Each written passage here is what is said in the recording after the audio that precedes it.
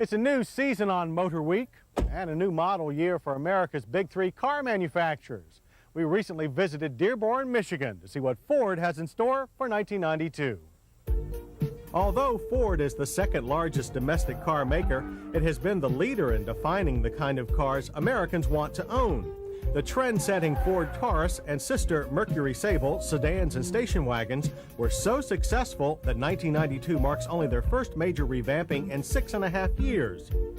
While the look is still familiar, most sheet metal is new and the cars have a lower, slightly longer stance. The muscular SHO is further separated from bread-and-butter Taurus models, but it retains its Yamaha-designed 24-valve V6 engine. Interior evolution adds an optional passenger side airbag and features such as remote radio controls.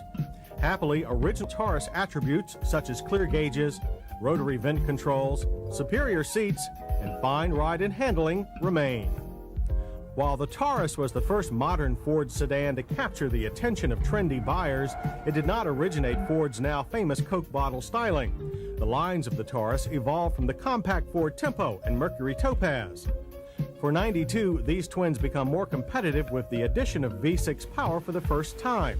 It's a 135 horsepower 3-liter V6 derived from the Taurus, but in this lighter chassis it's available with a manual transmission.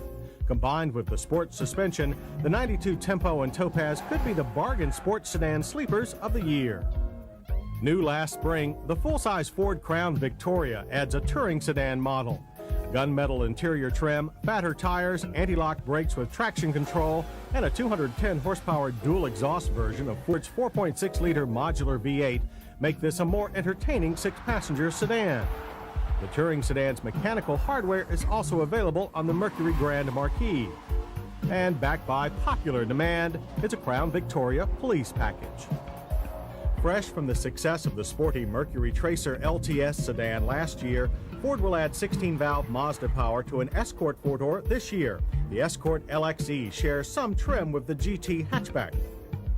The tiny Ford Festiva adds new wheels and an optional rear spoiler on GL models.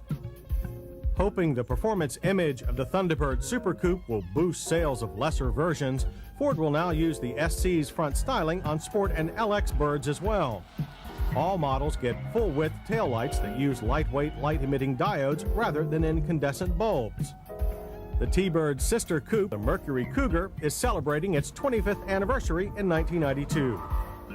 Ford's other sporty two-doors, the Mustang, Probe, and convertible Mercury Capri are little changed, although the Probe will be redesigned in spring as an early 93 model.